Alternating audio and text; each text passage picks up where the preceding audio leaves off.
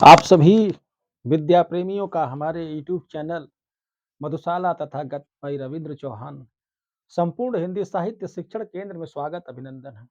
आप सभी विद्यार्थियों के लिए मैं व्याकरण का विषय चला रहा हूँ और उसके प्रसंग में मैंने वर्णमाला खत्म कर दिया है। वर्णमाला समाप्त करने के बाद मैंने संज्ञा पढ़ाना शुरू कर दिया है। संज्ञा में मैंने संज्ञा के 4-5 भेदों में से 4 भेद बता दिया है मैंने। और आज मैं आपके समक्ष आज के प्रसंग में मैं संज्ञा का 5वां भेद अर्थात भाववाचक संज्ञा को लेकर आया हूँ। आज के प्रसंग में हमारा है भाववाचक संज्ञा। इसको अलग बनाने का हमारा उद्देश्य यही था कि यह थोड़ा लंबा है और इससे कई तरह के प्रश्न अलग-अलग तरह के फँसाऊआ प्रश्न पूछे जाते हैं। तो आज मैं भाववाचक संज्ञा के बारे में आज के प्रसंग में आप सभी को बताऊँगा। भाववाचक संज्ञा और इससे पहले आप सभी से निवेदन करता हूँ कि आप सभी हमारे चैनल को लाइक, सब्सक्राइब तथा शेयर ज़रूर कर दें। तो आइए शुरू करते हैं भाववाचक संज्ञा। भाववाचक संज्ञा का अर्थ ही आप खुद उस महसूस करेंगे कि भाव जिससे भाव प्रकट हो। भाव किसी भी प्रकार के हो सकते हैं। हमारे दशाओं के हो सकते हैं। हमारी दशा कैसी है?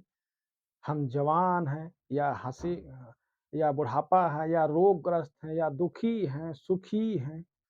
अर्थात ये हमारे भाव हैं, भाव प्रकट हो रहे हैं। तो भाववाचक अर्थात साफ-साफ अगर उत्तर इसका जानना चाहेंगे तो ये इसी भाव शब्द में ही छुपा है।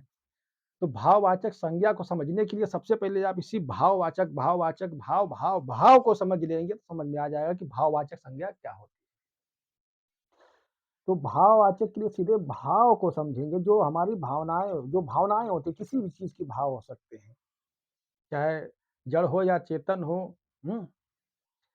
सभी सभी में होती है। जैसे पानी है, पानी के अंदर क्या है, पानी के का जो धर्म होता है, क्या होता है, उसमें शीतलता होती है या उष्णता भी होती है। हुँ? इसी तरह से कई चीज़ें हैं जिनका उदाहरण दिया जा सकता है। तो साफ तौर से भाववाचक संज्ञा उस नाम को या उस विकारी नाम को या उस विकारी संज्ञा को कहा जाता है जिससे किसी भाव, दशा, धर्म, गुण या कार्य का बोध हो। ठीक है? इसका साफ-साफ परिभाषा यही है कि भाववाचक संज्ञा या भाववाचक नाम उस नाम या उस संज्ञा को कहते हैं जिससे किसी मतलब कोई भी हो, उसकी दशा का वर्णन हो, उसके दशा का स्थिति पता चल सके, उसके भाव की स्थिति पता चल सके, धर्म की स्थिति या धर्म अर्थात जो पदार्थ हैं, पदार्थों का धर्म क्या होता है? पानी है, तो पानी में ठंडक भी होती है, उष्णता भी होती है। पानी की अगर मूल धारणा देखेंगे तो उसमें शीतलता होती है। अगर पानी को कहीं किसी गेज़र से या कहीं से स ज्वालामुखी स्रोत से आ रहा है तो उसमें उष्णता होगी। तो पानी के अंदर क्या होता है? पानी को अगर कहते हैं तो पानी का सीधा-सीधा अर्थ होता है शीतलता। पानी का धर्म क्या है? शीतलता देना, आपकी प्यास को मिटाना, पानी का धर्म है। आग में क्या होता है? आग में गर्मी होती है, आग में कभी ठंडी नहीं हो सकती। आग का धर्म क्या है? आग का धर्म है कि आग हमेशा गर्म होती है, जला के भस्म कर देती है। ये भस्मासुर है, यह किसी भी चीज़ को जलाकर क्षण भर में समाप्त कर सकती है, भस्म कर सकती है, राख बना सकती है। इसी तरह से मनुष्य में क्या होता है? मनुष्यता होती है, देवत्व होता है। मनुष्य का भाव क्या है? मनुष्य का गुण क्या है? या मनुष्य की का जो धर्म है वो क्या है? वो देवत्व भी हो सकता है, शैतानत्व भी हो सकता है। मनुष्य देव भी हो सकता है, शैतान भी हो सकता है, राक्षस भी हो सकता है। तो पशु क्या है जैसे पशु के अंदर अ, वो सही भी हो सकता है, गलत भी हो सकता है, पशुत्व भी उसके अंदर हो सकता है। तो इसी प्रकार से भाव के बारे में साफ-साफ ये बातें आती हैं। आवा, आवा कोनो बात ना आवा। तो भाववाचक संज्ञा के साफ-साफ ये उदाहरण यही है कि भाववाचक या भाववाचक नाम या संज्ञा उस विकारी शब्द या उस विकारी नाम या उस विकारी नाम को कहते हैं, जिस नाम से किसी की कोई कुछ भी हो, जिसके भाव का पता चले, उसके दशा का पता चले, उसके गुण का पता चले, उसके धर्म का पता चले, उसके कार्य का पता चले, उसकी स्थिति का पता चले, पोज़ीशन का पता चले, हुँ? ये सब भाववाचक संज्ञा में आते हैं। इसी को ही भाववाचक संज्ञा कहा जाता है। अर्थात जिस संज्ञा शब्द से व्यक्ति या वस्तु के गुण या धर्म, दशा या व्यापार का बोध हो, उसे भाववाचक संज्ञा कहा जाता है। इसका उदाहरण जैसे लंबाई, लंबा से क्या बना है? इसका भाव बनेगा लंबाई। बूढ़ा से क्या बना है? बुढ़ापा। नम्र से क्या बनता है? नम्रता। मीठा से क्या बनता है? मिठास। मिठास, ये भाव है। बूढ़ा से बुढ़ापा, बुढ़ापा का भाव आ गया। बूढ़ा से बुढ़ापा। हुँ? समझ से समझदारी। हाँ, चल से चाल। ये सब क्या है? आपके भाव को प्रकट कर रहे हैं। इसीलिए भाव का सबसे अच्छा ये उदाहरण या एग्ज़ाम्पल्स दिए जा सकते हैं कि भाव में लंबा से लंबाई, लंबाई का भाव प्रकट हो रहा है, बूढ़ा से बुढ़ापा का प्रकट हो रहा है, मीठा से मिठास का हो रहा है, देव से देवत्व का हो रहा है, मनुष्य से मनुष्यत्व का हो रहा है, शिव से शिवत्व का हो रहा है भाव प्रकट। पानी से शीतलता का भाव प्रकट हो रहा है, अग्नि से गर्मी का भाव प्रकट हो रहा है। हाँ, वायु से वात का भाव प्रकट हो रहा है। इसी प्रकार से पशु से पशुत्व का हो रहा है, शिव से शिवत्व का इसी इसी तरह से पूछता है। ये भाव है, इमोशन जिसे कहा जाता है। तो ये इमोशंस अर्थात भाववाचक संज्ञा साफ-साफ है कि यह नाम वह नाम है जिससे किसी के भाव का, किसी के गुण का, किसी के धर्म का, किसी के कार्य का, ठीक है, बोध करा दे। धर्म अर्थात हर व्यक्ति का हर एक चीज़ का धर्म होता है। वो करता है वो काम। आग क्या करती है? जलाती है, गर्मी देती है। पानी क्या करता है? शीतलता देता है। मनुष्य क्या करता है? मनुष्य के अंतर्गत देवत्व भी है, राक्षसत्व भी है, पशु क्या पशुत्व भी है। तो ये है भाववाचक संज्ञा। आइए इसको मैं लिखवा भी देता हूँ, जिससे भाववाचक संज्ञा का बोध आपको हो जाए, लिख लीजिए इसको। तो भाववाचक संज्ञा किसे कहते हैं? भाववाचक संज्ञा उस नाम को कहते हैं, भाववाचक संज्ञा उस नाम को कहते हैं, उस नाम या संज्ञा को कहते हैं जिससे किसी भाव,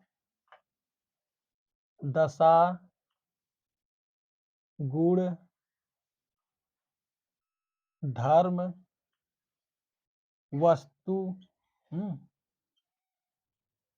या कार्य का बोध हो, बोध हो, भाववाचक कहलाता है। भाववाचक संज्ञा कहलाती है, संज्ञा कहलाती है। तो भाववाचक संज्ञा का सबसे अच्छा उदाहरण यही है कि भाववाचक संज्ञा से किसी से बोध प्रकट होता है क्या? किस चीज़ का?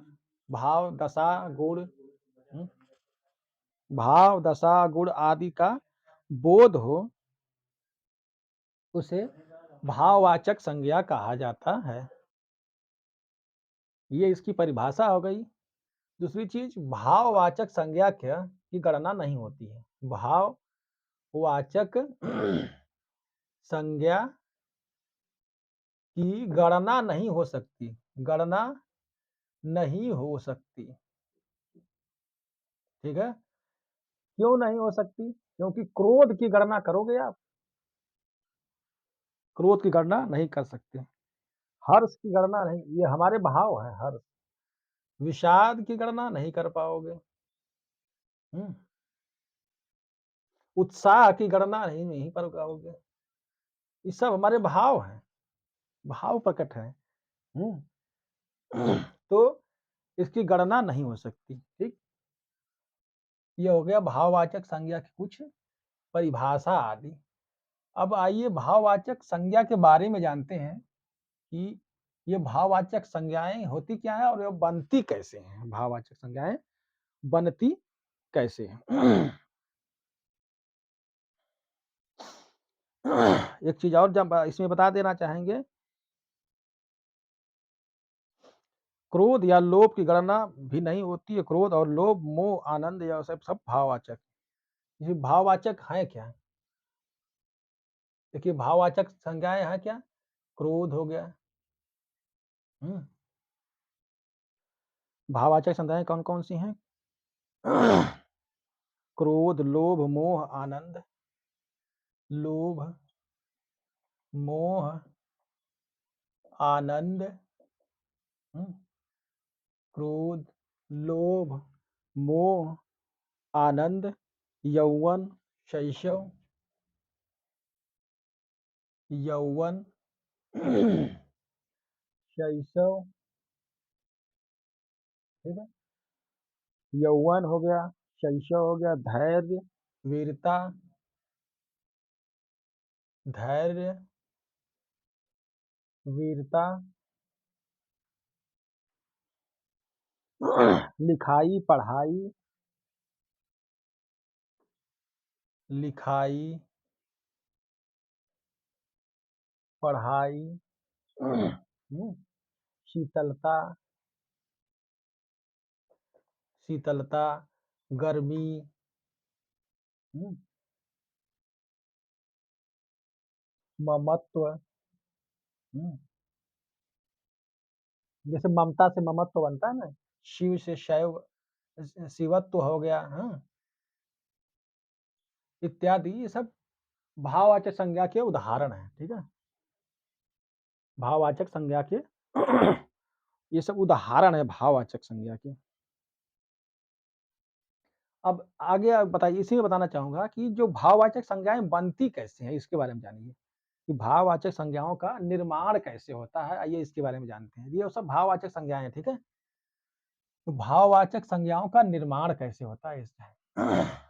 भाववाचक संज्ञाओं का निर्माण,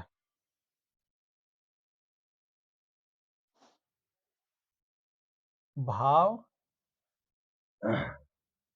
संज्ञा का संज्ञाओं का निर्माण, आइए जानते हैं। अगली हेडिंग है भाववाचक संज्ञाओं का निर्माण। भाववाचक संज्ञाएँ वैसे तो कई तरह से बनती हैं, लेकिन मुख्यतः 3 ही प्रकार से, मुख्यतः, मुख्यतः मतलब हो गया और भी तरह से बनती हैं, लेकिन मुख्यतः, मुख्यतः 3 प्रकार से बनती हैं। 3 प्रकार से बनती हैं। भाववाचक संज्ञाएँ 3 प्रकार से बनती हैं। किससे? क्रियाओं से, पहला क्रियाओं से,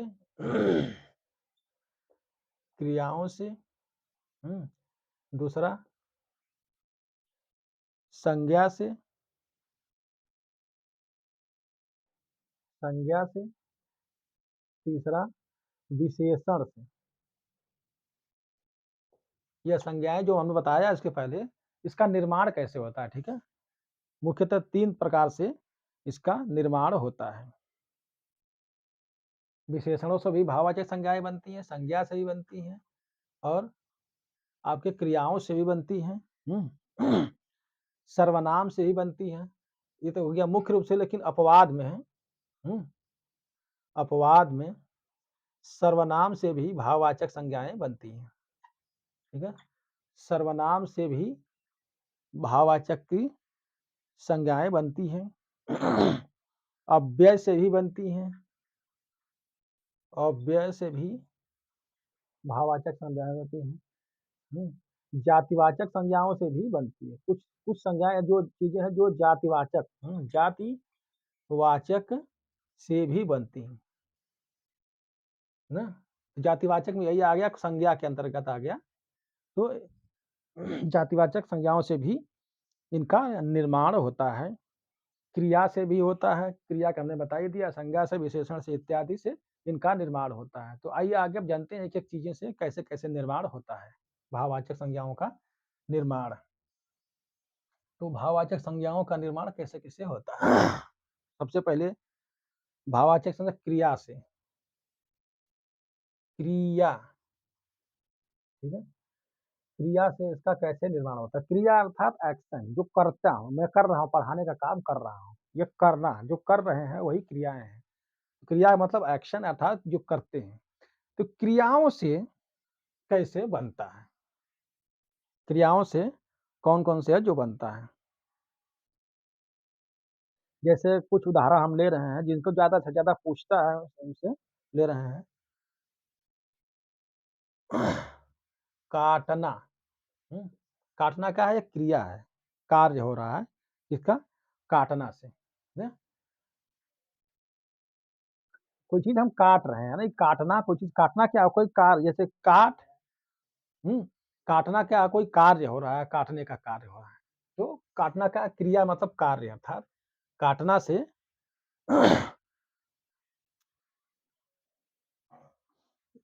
काट नामक बनता है।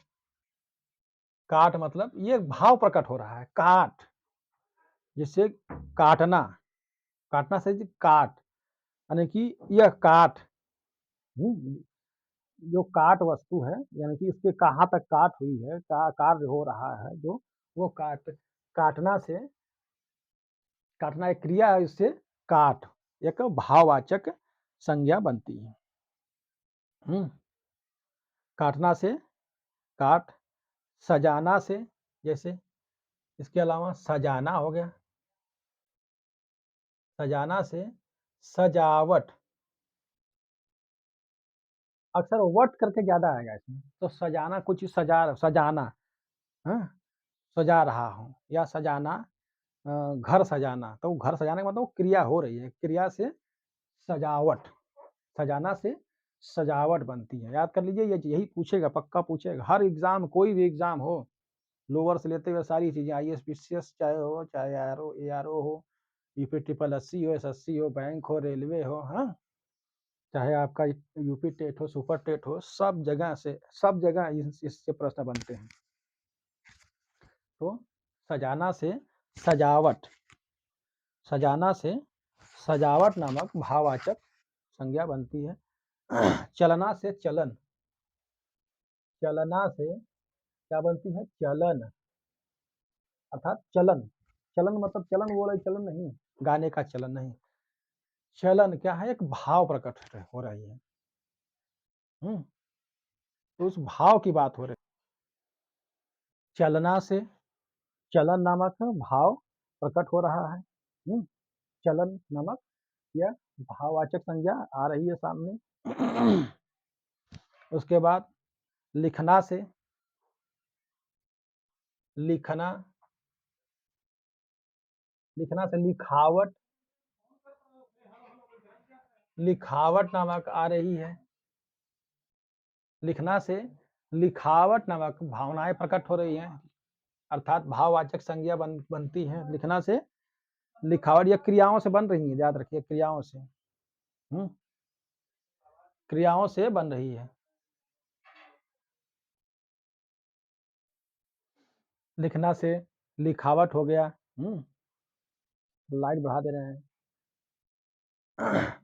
उसके बाद जैसे घबराना हो गया, घबराना, घबराना से क्या होगा दिमाग में लगाइए, घबराना से क्या होगा? घबराहट नामक भावना प्रकट हो रही है, ठीक है? घबराहट, घबराहट क्या एक भाव है, भाई मुझे बहुत घबराहट हो रही है, मुझे बहुत घबराहट हो रही है, तो भाव है। लिखावट, एक भाव प्रकट हो रहा है। चलना से चलन, एक भाव प्रकट हो रहा है। सजाना से उसी तरह से सजावट नामक भाव प्रकट, काटना से काट नामक भाव प्रकट हो रहा है। हुँ? जैसे चढ़ना हो गया, चढ़ना, हुँ? तो चढ़ना एक क्रिया है, हम कर रहे हैं, घबराना क्या है? क्रिया है, घबराहट हो रही है, क्रिया। से घबराहट हो रही है, घबराहट नामक भाव प्रकट हो रहा है। घबराना क्या है? क्रिया है और उससे एक भाव प्रकट हो रहा है घबराहट।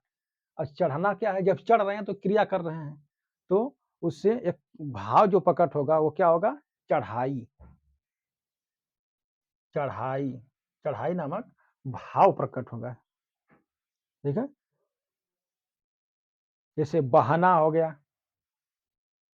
इधर लिख लीजिए बहना, कोई चीज़ बह रहा है, ठीक है? बहना मतलब सिस्टर बहना नहीं, कोई चीज़ बह रहा है तो उससे संबंधित है ये बहना, हैं? तो जैसे बहना हो गया, तो बहना से कोई चीज़ बह रहा है तो एक बहने की क्रिया हो रही है, तो उससे क्या भाव प्रकट होगा? बहाव, ठीक है? बहाव नामक भाव प्रकट हो रहा है।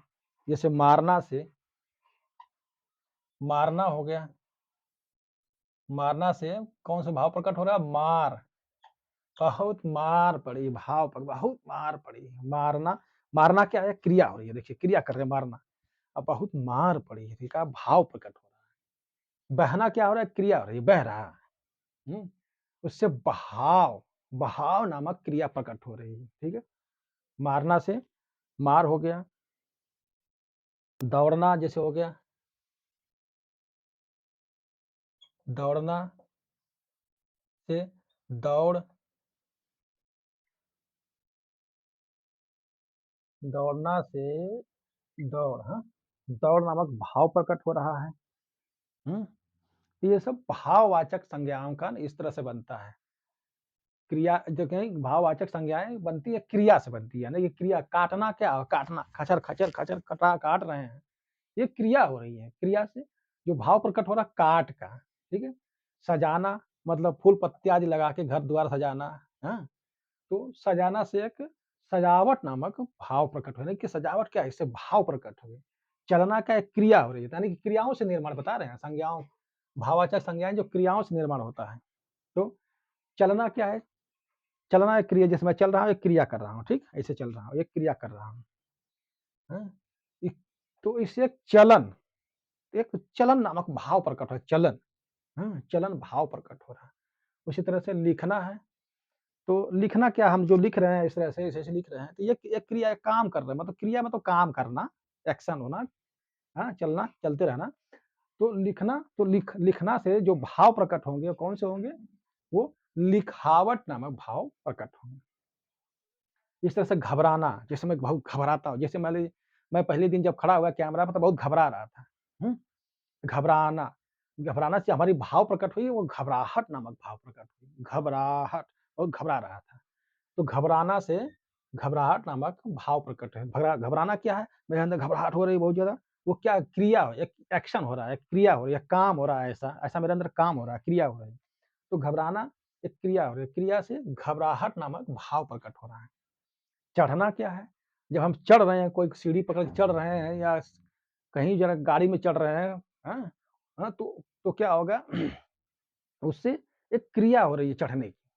तो चढ़ना से चढ़ाई नामक भाव प्रकट हो। उसी तरह से बहना, कोई चीज़ पानी बह रहा है, कल-कल करके बह रहा है, तो वो क्रिया हो रही है। उससे एक बहाव नामक भाव प्रकट हो रहा है।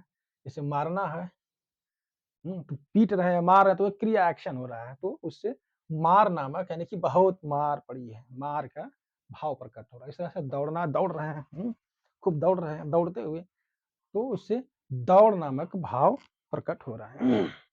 एक क्रिया से भी इसका निर्माण होता है। याद रखिएगा कि क्रिया से भी भाववाचक संज्ञाओं का निर्माण होता है। उसके बाद संज्ञाओं से कैसे निर्माण होता है, आइए जानते हैं। इतना लिख लीजिए।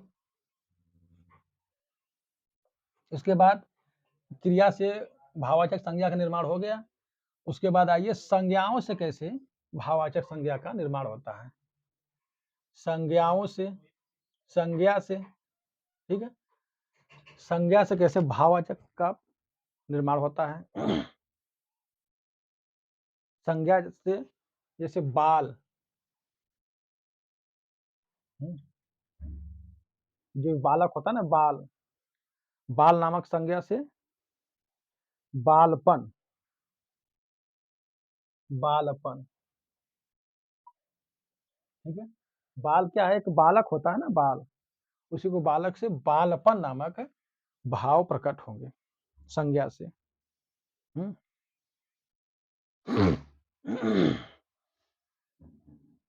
इसके अलावा जैसे बूढ़ा है, कोई व्यक्ति बूढ़ा है, इससे जो भाव प्रकट होती, वो बूढ़ा तो अपना क्या भाव प्रकट करेगा? जैसे बालक है, तो बालक कैसे बना है?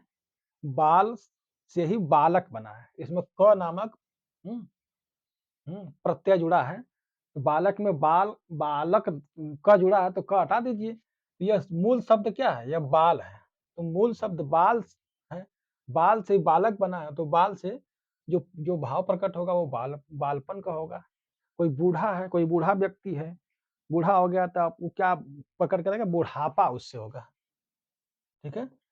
बुढ़ापा, बुढ़ापा,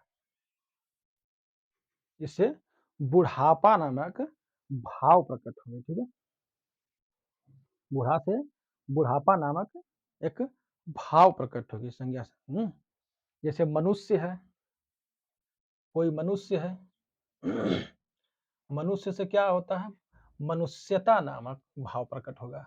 मनुष्यता अर्थात उसके अंदर मनुष्यता है, मनुष्य की दुख दर्द को समझ सकता है, यानी कि उसके अंदर भाव है इस तरह के। तो मनुष्य से मनुष्यता नामक भाव प्रकट हो रहा है, तो ये मनुष्य से भी भाववाचक संज्ञाएं बनती हैं। अर्थात संज्ञा मनुष्य क्या है? ये बाल, ये सब संज्ञा है। जो नाम है, ठीक है? अभी तो हमने क्रिया बताया, जो काम से कोई कार्य हो रहा है उससे भाववाचक संज्ञाएं बन रही हैं। ठीक है? कोई काम हो रहा था। अब यहाँ क्या संज्ञा, कोई नाम है, बालक है ना? बाल, बाल से ही बालक बना है। तो बाल क्या है? नाम है। तो नाम से ही, तो नाम से अर्थात संज्ञा से इसका निर्माण, भाववाचक संज्ञा। अब बूढ़ा क्या है? बूढ़ा किसी एक एज है, उसका एक नाम है बूढ़ा। बूढ़ा से जो भाव प्रकट हो रहा है वो बूढ़ापन अर्थात बुढ़ापा। मनुष्य से मनुष्यता का भाव प्रकट हो रहा है। मनुष्यत्व भी हो सकता है इसे। मनुष्यत्व, मनुष्यता तथा मनुष्यत्व भी इससे नामक भाव प्रकट होंगे। इससे जो संज्ञा से भाववाचक का जो निर्माण हो रहा है। संज्ञा अर्थात किसी का नाम है। मनुष्य क्या है? मनुष्य ये जाति, एक तरह से मानिए तो जातिवाचक संज्ञा। ठीक है? ये मनुष्य क्या है? यह जातिवाचक संज्ञा है, जातिवाचक है। अर्थात सभी मनुष्यों की बात कर रहा है इसमें। तो मनुष्यत्व ये जातिवाचक हो गया।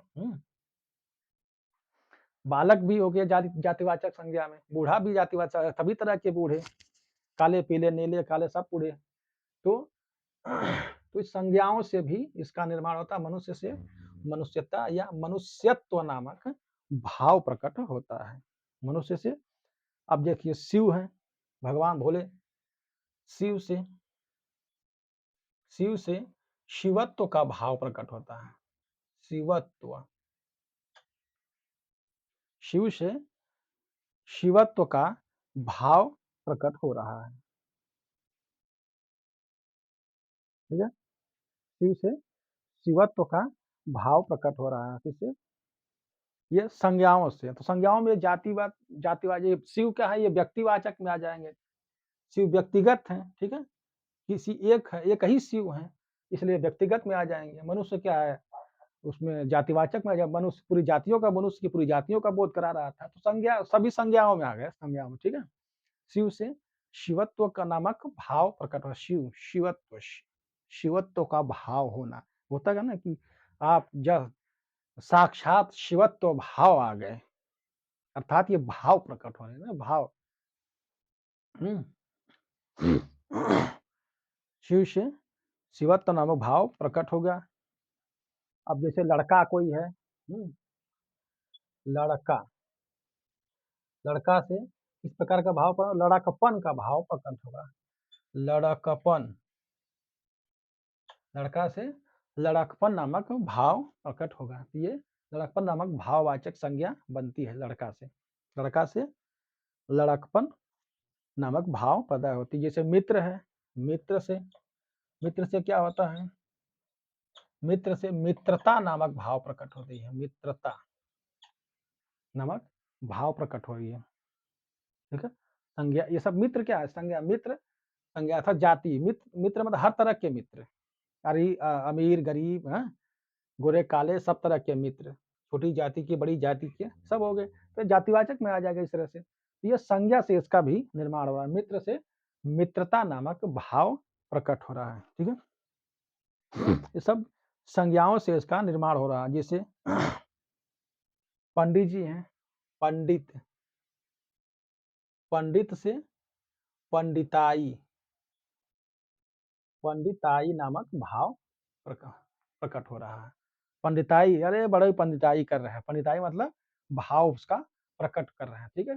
तो ये सब संज्ञा, संज्ञाओं में जातिवाचक संज्ञा भी हो सकता है, भाववाचक संज्ञा, इसी संज्ञाओं से, तमाम संज्ञाओं से निर्माण होता है। जातिवाचक संज्ञा से ज़्यादातर निर्माण, ज़्यादा से ज़्यादा जातिवाचक संज्ञा से निर्माण होता है। कुछ व्यक्तिवाचक संज्ञा से भी निर्माण हो, जैसे शिव है, व्यक्ति है, व्यक्तिगत है, व्यक्तिवाचक संज्ञा से भी निर्माण होता है।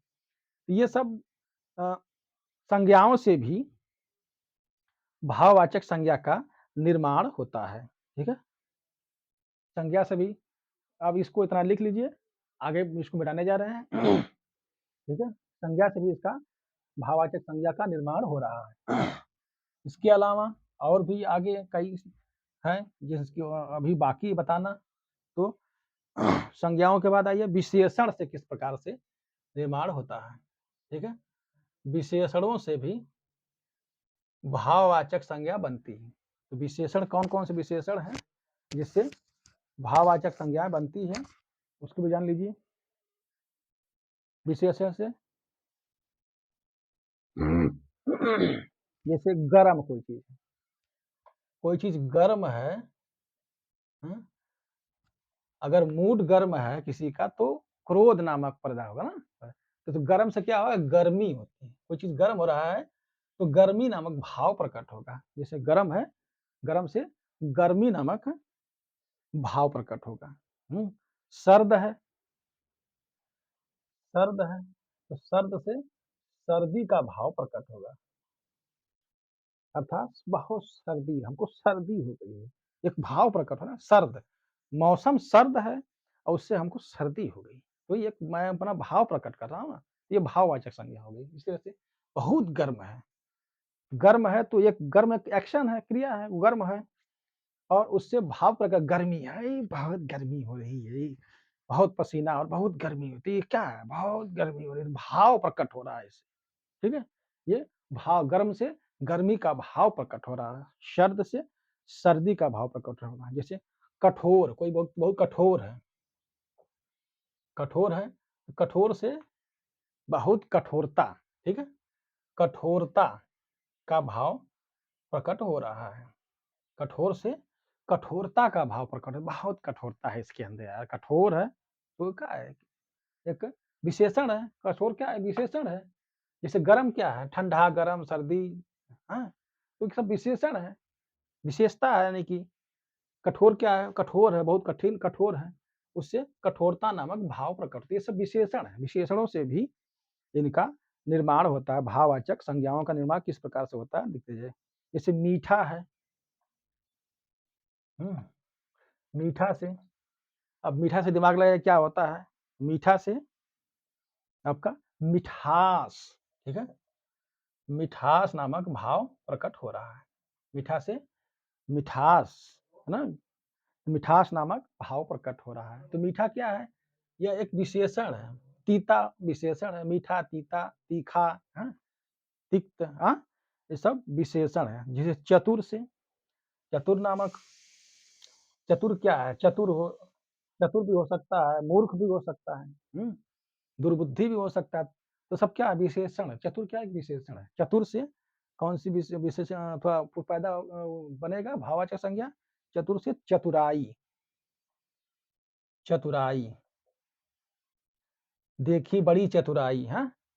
चतुर क्या है? एक विशेषण है। इसी विशेषण से चतुराई नामक, अर्थात बहुत चतुराई इसके अंदर, बहुत चतुराई है, गजब की चतुराई है। तो यानी कि यह एक भाव प्रकट हो रहा है। इसीलिए चतुर नामक विशेषण से भाववाचक संज्ञा का निर्माण हो रहा है। जैसे महा से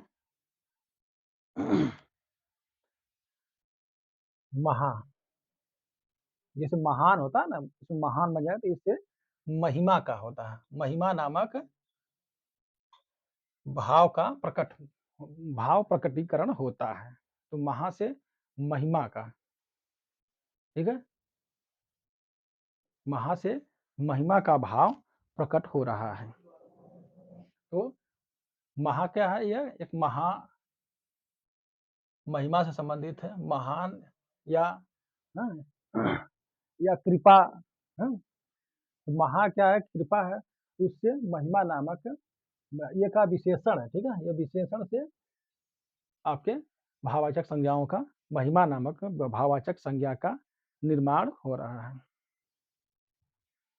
एक है धीर से, धीर वीर सुने होंगे, धीर से ही धैर्य का निर्माण हो रहा है, ठीक है?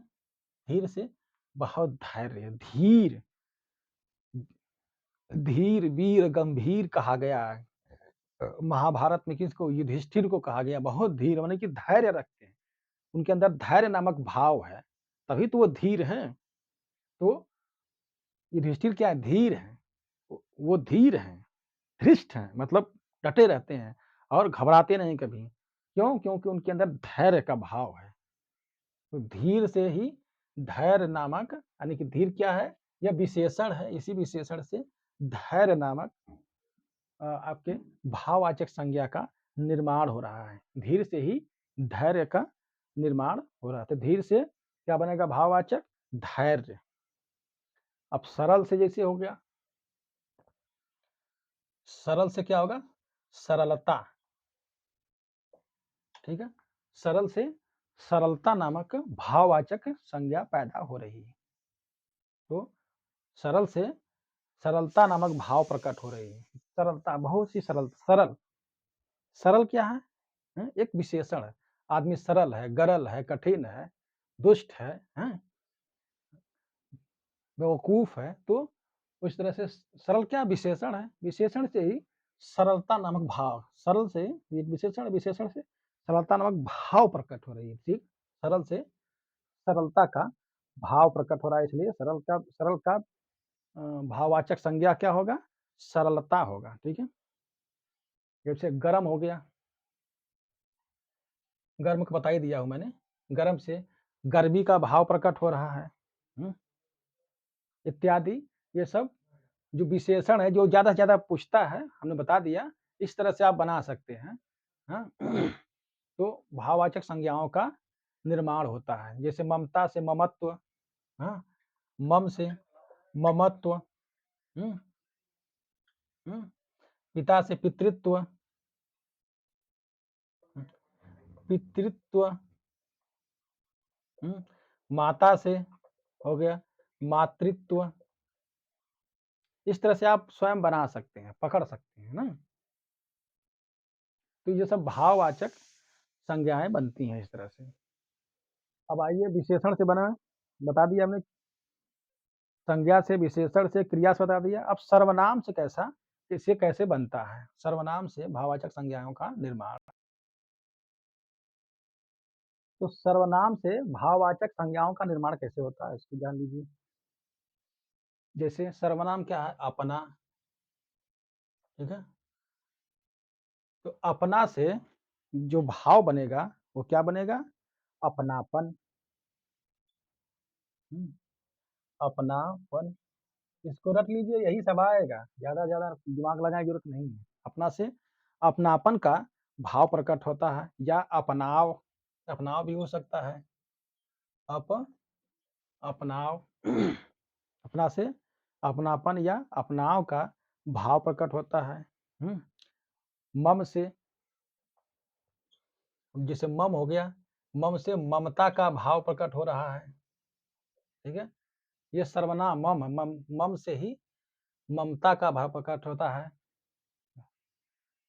मम से ही, मम मतलब होता है एक तरफ से जो ममत्व होता है माता के अंदर, जो प्यार करने की जो धैर्य, धीरता होती है, वो ही ममत्व है। तो मम से ममता नामक भाववाचक संज्ञा बनती है। मम से ममता भाववाचक संज्ञा बनती है। हुँ? या ममत्व भी बनता है, ममत्व, हुँ, नमक भाववाचक संज्ञा बनती है। निज है, जैसे निज है, निज से निजत्व की भावना बनती है, निजत्व, निज से निजत्व का भाव प्रकट होता है। हुँ, ये सब सर्वनाम से बनती है भाववाचक। ठीक है, इसको लिख लीजिए। अब आगे आइए आपको अव्यय से बनाते हैं, अव्यय से। अव्यय क्या चीज़ है? अ धन व्यय, जिसका व्यय ना हो, जिसका क्षरण ना हो, अर्थात मूल धातुएँ या मूल चीज़ें जो होती हैं उसका क्षरण नहीं होता है, उसमें विकार नहीं पैदा होता है। अर्थात वो चीज़ें, वो अ, दशाएँ, वो नाम जिनमें क्षरण ना हो, यानी कि जिनमें विकार ना उत्पन्न हो, वही अव्यय होता है। तो अब अव्यय से भाववाचक संज्ञाओं का निर्माण कैसे होता है? अव्यय, अव्यय से भाववाचक संज्ञाएँ कैसे बनती हैं? इसको जान लीजिए। दूर, ठीक है? दूर नामक जो शब्द है, ये अव्यय शब्द है, ठीक है? दूर, इसमें विकार नहीं उत्पन्न होता है। दूर का मतलब दूरय, दूर, दूरी कहिए चाहे दूरा कहिए, दूरे तो गलत हो जाएगा, दूरी कहेंगे तो मतलब दूरी, दूर ही है, ठीक है? तो इसमें कोई विकार नहीं उत्पन्न हो रहा है, आगे-पीछे कुछ लगा करके इसमें विकार नहीं बनी, कोई नया चीज़ नहीं बना सकते। हुँ? तो अब यहाँ लगा दीजिए, दूर तो इसका कोई मतलब नहीं है। सार्थक शब्द होना चाहिए, आगे-पीछे लगाने का मतलब है कि आप लगा रहे हैं तो सार्थक होना चाहिए। तो अव्यय में दूर से क्या बनता है? दूरी, दूरी नामक भाव प्रकट होता है। अव्यय में दूर से दूरी भाववाचक संज्ञा बनती है। ठीक है? दूरी भाववाचक संज्ञा दूर से बन रही है। परस्पर है जैसे, परस्पर, ठीक है? परस्पर से कौन सी भाववाचक संज्ञा बनेगी? पारस्पर्य, पारस्पर्य, परस्पर से ये प है, पारस्पर्य नामक भाववाचक संज्ञा बनेगी। परस्पर से पारस्पर्य, समीप से समीप्य, समीप से समीप्य भाववाचक संज्ञा बनेगी। समीप से समीप्य भाववाचक संज्ञा बनेगी। निकट से नैकट्य, जैसे निकट हो गया, से नैकट्य, निकट से नैकट्य नामक भाववाचक संज्ञा बनेगी। निकट से नैकट्य नामक भाववाचक संज्ञा बनेगी। शाबाश, शाबाश, हुँ? शाबाश शब्द है, इससे शाबाशी नामक भाववाचक संज्ञा बनेगी। शाबाशी, तो शाबाशी नामक भाववाचक संज्ञा बनेगी। शाबाश से शाबाशी नामक भाववाचक संज्ञा बनेगी। इसके अलावा वाह वाह हो गया, वाह वाह हो गया, हुँ? इससे वाह वाही, वाह वाही नामक भाववाचक संज्ञाएँ बनेंगी। ठीक है?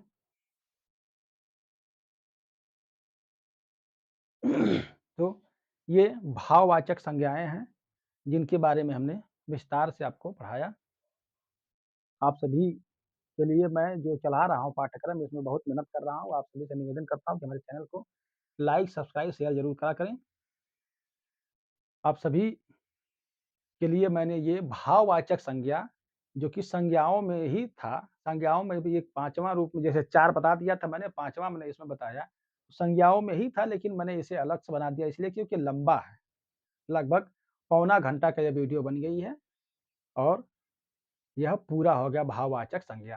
हमने बता दिया किस प्रकार से भाववाचक संज्ञाओं का निर्माण होता है। तो भाववाचक संज्ञाएँ होती क्या है, हमने वो भी बता दिया कि भाववाचक यानी कि भाव को जो प्रकट करता है, किसी चीज़ के गुण को किसी की दशा को, किसी की स्थिति को, वस्तु है या कुछ भी हो, जैसे पानी है तो उसकी दशा क्या है, उसका धर्म क्या है, शीतलता है, तो शीतल से शीतलता, गर्म से गर्मी आदि भाव प्रकट होते हैं। इस प्रकार से मैंने भाववाचक संज्ञाओं का जो भाववाचक संज्ञा बनती है, किन-किन से बनती है हमने बता दिया, क्रियाओं से बनती है, विशेषण से बनती है, संज्ञा से बनती है। संज्ञाओं में व्यक्तिगत संज्ञा जो हमने बताया उससे भी बनती है, जातिवाचक संज्ञा से भी बनती है।